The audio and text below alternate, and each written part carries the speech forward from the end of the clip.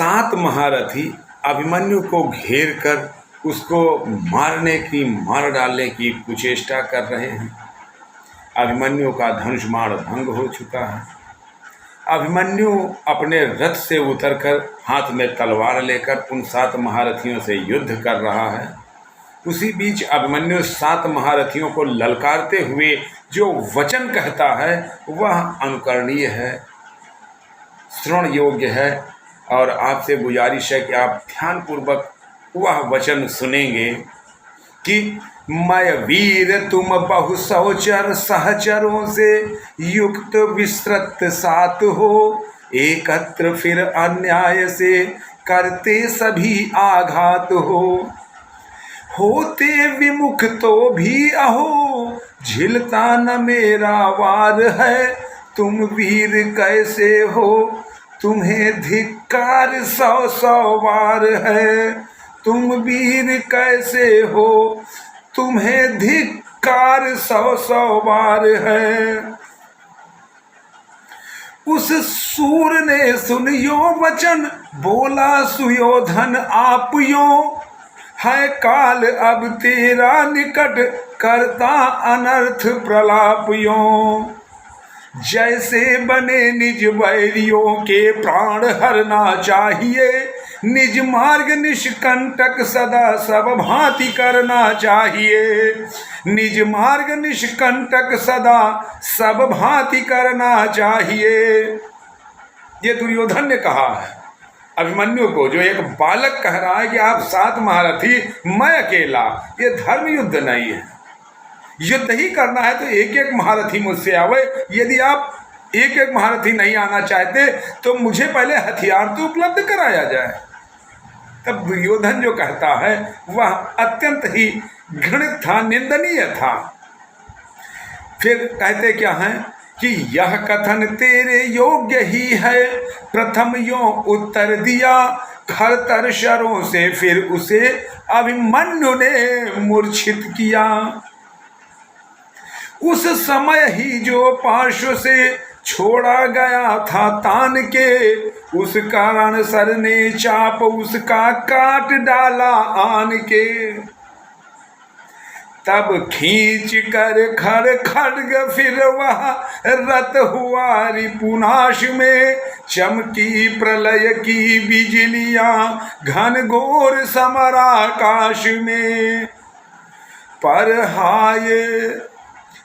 हाय वह आलोक मंडप अल्प ही मंडित हुआ, पर हाय वह आलोक मंडप अल्प ही मंडित हुआ, वंचक विपक्षी वृंद से वह खड्ग भी खंडित हुआ,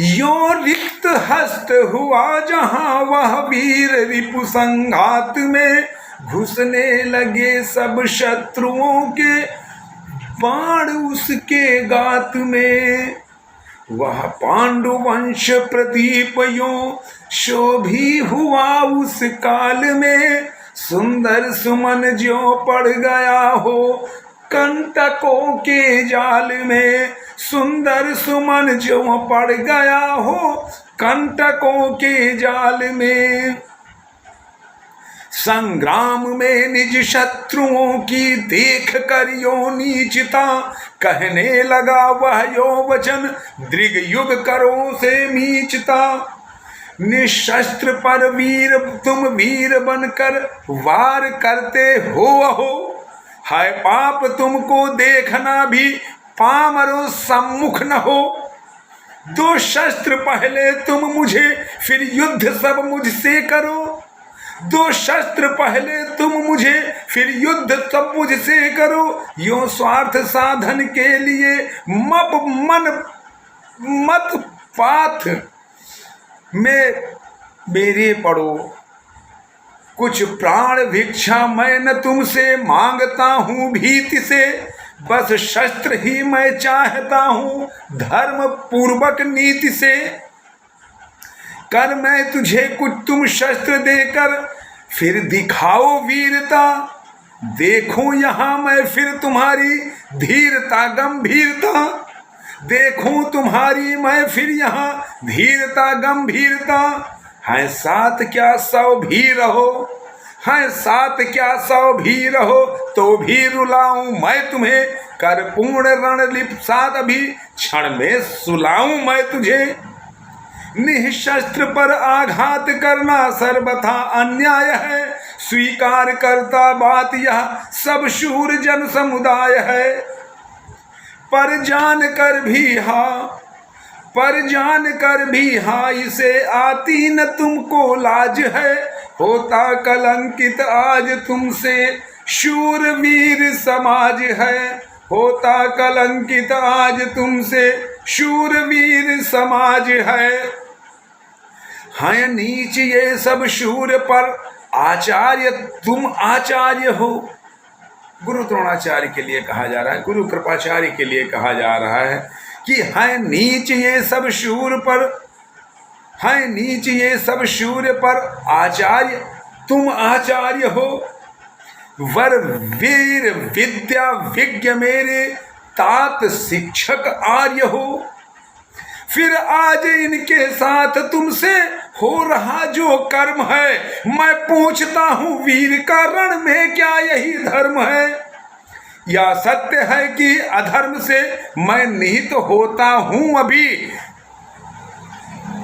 पर शीघ्र इस दुष्कर्म हाँ तुम दंड पाओगे सभी। क्रोधाग्नि ऐसी पांडवों की प्रज्वलित होगी यहाँ, तुम शीघ्र इसमें भस्म होगे तुल्य जहां तहां।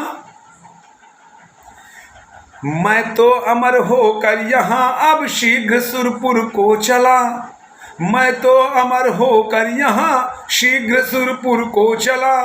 पर याद रखो पाप का होता नहीं है फल भला, तुम और मेरे अन्य रूप पामर कहावेंगे सभी। सुनकर चरित मेरा सदा आंसू बहावेंगे सभी। हे तात हे मातुल, हे तात हे मातुल जहाँ हो प्रणाम तुम्हें वही।